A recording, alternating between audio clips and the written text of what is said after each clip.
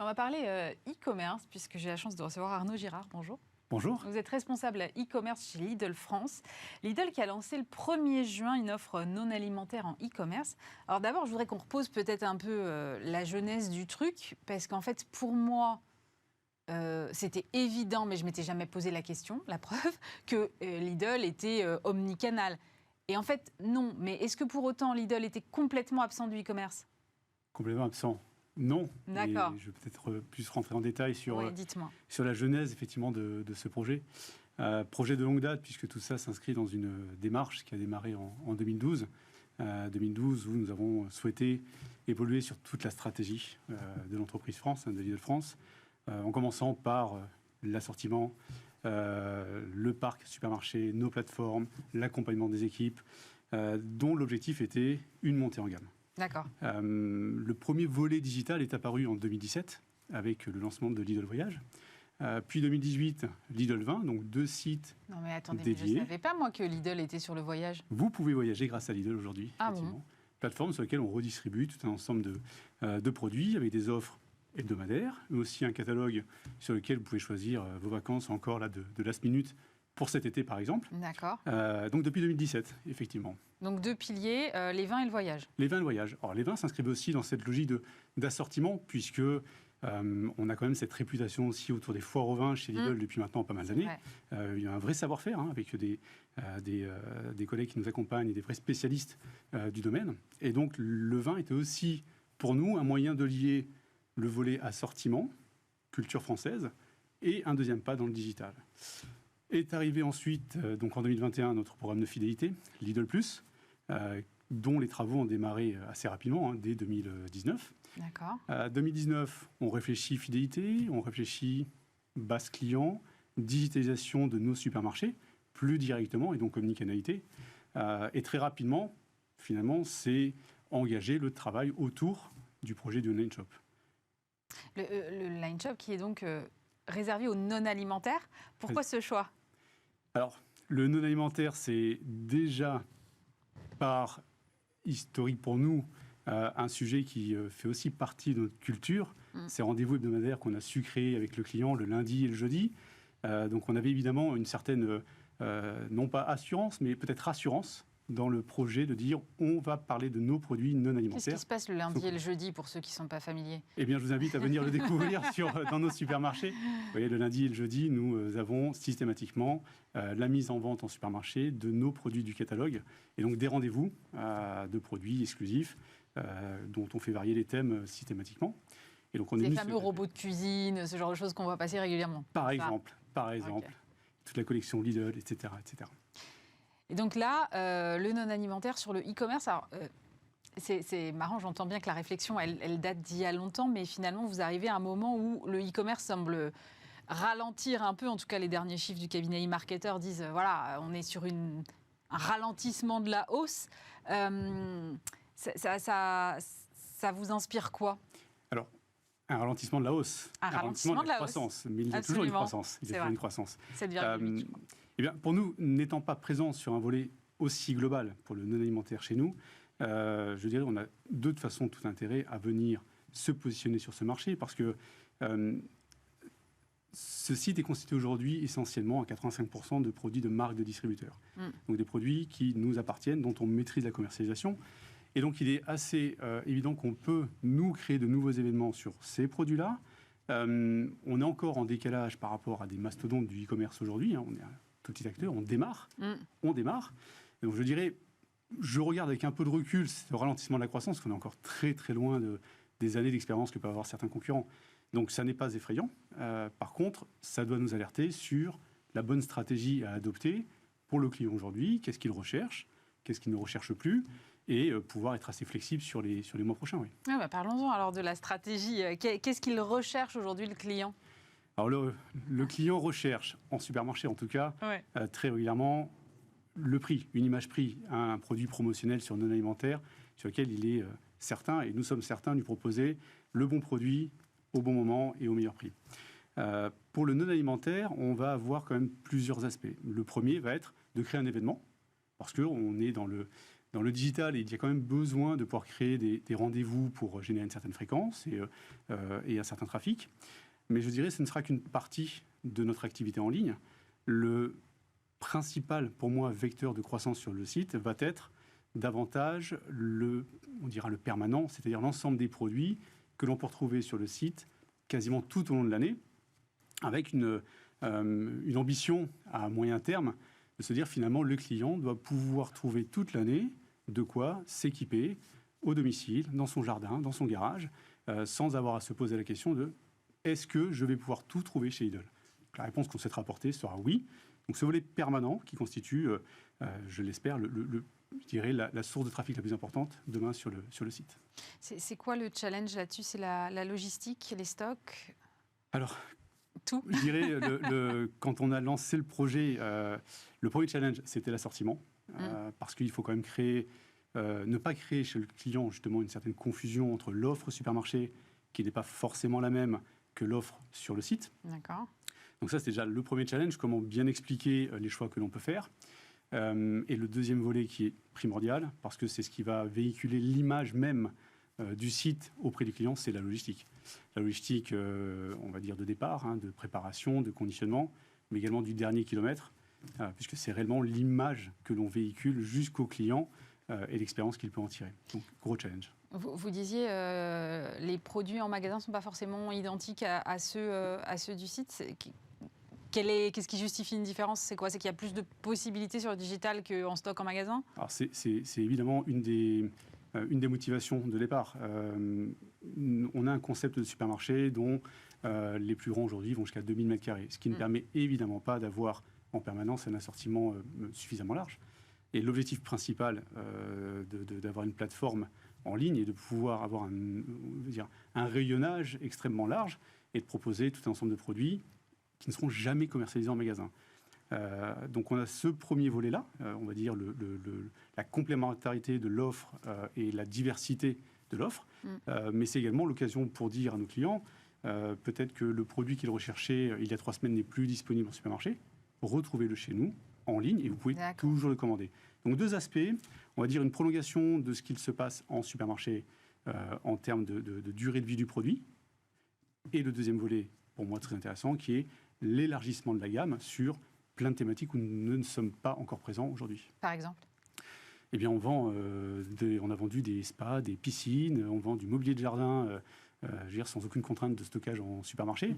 On va retrouver tout un équipement, cuisine, salle de bain, durant l'été. En textile également, c'est l'occasion de diversifier encore davantage les produits, les âges, les compositions, enfin, de s'essayer à plein d'univers qui aujourd'hui nous étaient encore bloquants en supermarché de par notre superficie.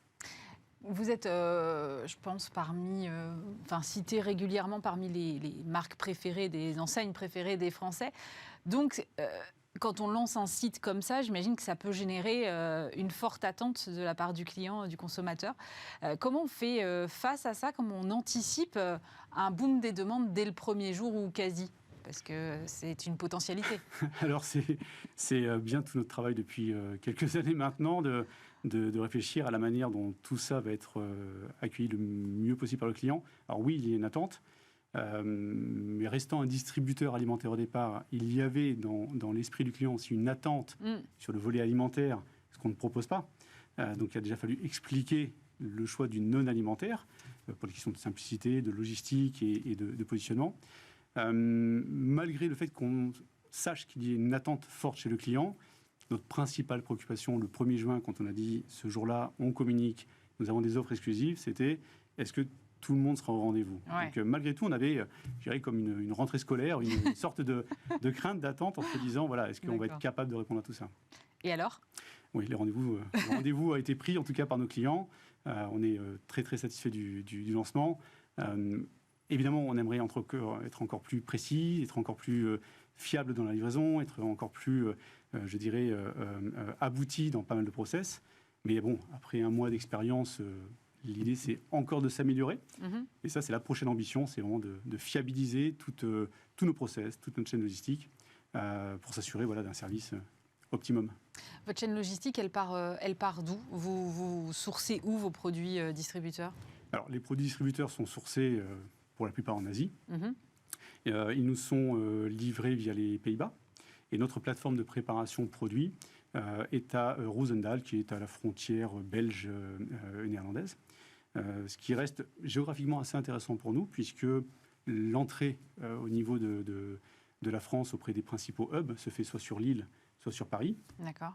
Donc logistiquement, c'est tout à fait cohérent. Le point d'entrée Rotterdam, Roosendaal, puis Paris ensuite pour les différents prestataires.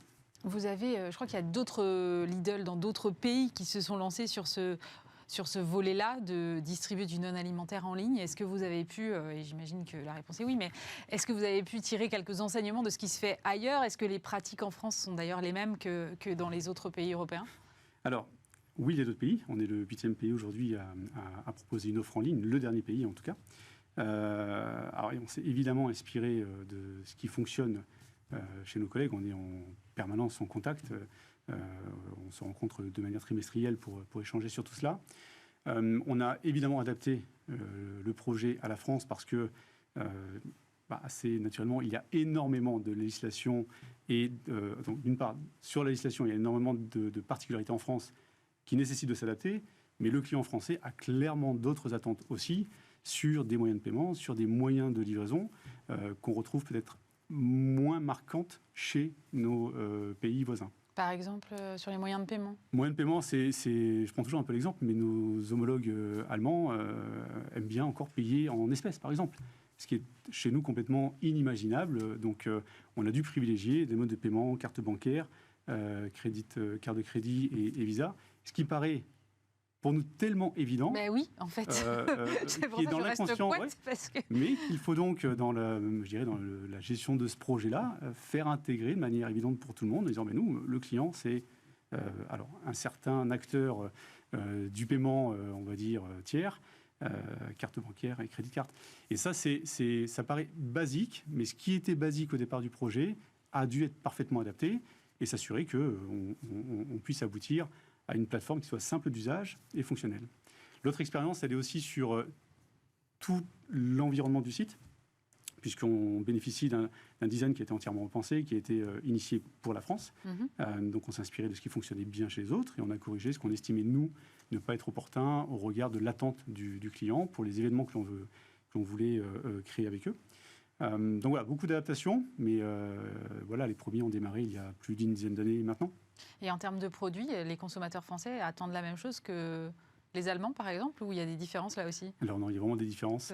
Il y a vraiment des différences et je dirais c'est une chance, forcément, parce qu'on a l'occasion de pouvoir défendre certains créneaux qui sont extrêmement pertinents en France, sur des moments saisonniers également, qui n'existent pas forcément dans le pays, en Allemagne ou en Belgique. Mais voilà, on va retrouver des critères communs, évidemment. On a quand même, nous, la chance d'avoir tout un ensemble côtier, d'avoir des sonorités très marquées. Et on est actuellement en pleine campagne saisonnière sur tous les produits pour aller en vacances, par exemple. Et on peut toucher le client beaucoup plus rapidement, parce que dès qu'on parle de plage, ça parle immédiatement français. Les étrangers, en tout cas pour les Belges, les Allemands ou autres, vont avoir ces attentes-là, mais pas forcément sur des mêmes timings ou des mêmes rendez-vous. D'accord. Donc on a des produits très très prisés en France. Ouais. Et sur la logistique du dernier kilomètre, tout à l'heure vous disiez c'est aussi un enjeu. Comment ça fonctionne ? Est-ce que vous faites la livraison à domicile, la livraison en magasin, du click and collect ailleurs ? On se devait d'être aux normes du marché français. Ouais. Le marché français, la norme, c'est d'une part le domicile, le point relais, quels que soient les acteurs. Le point relais qui est une spécificité pour le coup française, avec un maillage territorial qui est juste exceptionnel, contrairement à nos homologues. Alors ça monte en puissance à côté, mais on a été assez précurseurs dedans. Et les consignes de livraison également, avec Mondial Relais, avec lequel on a pu signer donc, depuis maintenant 1 an et demi un partenariat pour installer des consignes sur nos points de vente, ce qui permet à tout client qui commande sur le shop, sur le site Lidl FR, de pouvoir aussi se faire livrer indirectement sur nos points de vente, sans avoir à gérer, on va dire, le service client tel qu'on peut le connaître sur du click and collect. Est-ce qu'il faut s'attendre à ce que cette phase dédiée au non-alimentaire nous amène, vous me voyez venir, à l'alimentaire ? Alors, comme on le dit souvent, il ne faut jamais dire jamais. Ouais. Mais très clairement, aujourd'hui, je n'ai rien dans mes tiroirs qui sont en attente sur cela. Il y a quand même un métier au départ qui est la distribution pour nous. On a un maillage et une couverture territoriale qui fait qu'on a la chance de ne pas forcément avoir besoin immédiatement d'avoir un parc de drive, puisqu'on parle du drive et du click and collect. Voilà, nos clients, 66% des Français aujourd'hui sont à moins de 10 minutes d'un supermarché, et notre concept de supermarché se veut... 70% des Français sont à moins de 10 minutes d'un Lidl. Oui, on a la chance d'avoir cette couverture. 1598 1600 supermarchés aujourd'hui. Et le concept même de supermarché à taille raisonnée et volontaire fait qu'on se doit de pouvoir faire ses courses chez nous rapidement. Alors c'est très théorique tout ça, évidemment, mais on souhaite plutôt s'améliorer sur cette partie-là et rester dans ce concept-là, plutôt qu'imaginer tout un circuit parallèle à travers des drives ou de la livraison à domicile, dont la logistique est compliquée, dont les coûts sont compliqués, dont le marché est déjà aussi très bien instauré, avec des réelles attentes très fortes chez les Français. Donc si un jour on devait y aller, on devrait être simplement parfait dans ce mode de livraison, puisqu'il y a des réelles attentes. Ça veut dire que vous avez un peu raté le coche ou... Non, ça veut dire qu'on y a évidemment réfléchi. Comme tout, on observe ce qui se passe chez les autres, on regarde ce qui fonctionne bien chez les autres. Mais notre préoccupation aujourd'hui est tout simplement déjà de dire à nos clients, continuez à venir chez nous. Nous avons des points de vente qui évoluent en permanence, notre parc évolue. Il fait bon faire ses courses chez Lidl aujourd'hui. Et on souhaite vraiment continuer sur ce credo avant de se sentir, je dirais, dans l'obligation de devoir investir sur un nouveau relais de croissance. Donc, continuons notre croissance sur notre parc actuel, développons le non-alimentaire parce qu'on sait que là, on a encore des niches de croissance et des relais. Et voilà, pour la suite, rien n'est écrit, pour le coup, et donc rien n'est en projet. Et sur les ambitions, parce que vous disiez, on fait face quand même à des gens qui sont déjà très établis sur le e-commerce et parfois des mastodontes. Ouais. Et donc, quelles sont les ambitions à, admettons, 5 ans vous imaginez vous situer à quelle échelle? Alors, on réfléchit à nos ambitions. Quel barreau de l'échelle? On réfléchit à nos ambitions à 2030 en ce moment, donc on est déjà dans ces perspectives. Quand on regarde on va dire le volet des acteurs e-commerce et en termes de positionnement chiffre d'affaires, on espère pouvoir se situer dans le top 30 demain, ce qui serait pour un distributeur, on va dire alimentaire, qui propose une gamme de produits à 85% de marques de distributeurs, ce serait déjà extrêmement bien. Merci beaucoup pour ces précisions, Arnaud Girard. Je rappelle que vous êtes responsable e-commerce chez Lidl France. C'est la fin de cette émission. Merci bien sûr de nous avoir suivis. Bismart, l'émission va prendre ses quartiers d'été. Stéphane et moi-même vous proposons tout au long des vacances d'été de ces 2 mois des rediffusions des meilleures interviews que nous avons pu réaliser et eu la chance de vous présenter. Vous pouvez évidemment retrouver tous ces épisodes en podcast sur l'ensemble de vos plateformes, mais en replay sur le site bismart.fr. Je vous souhaite un très bel été sur Bismart.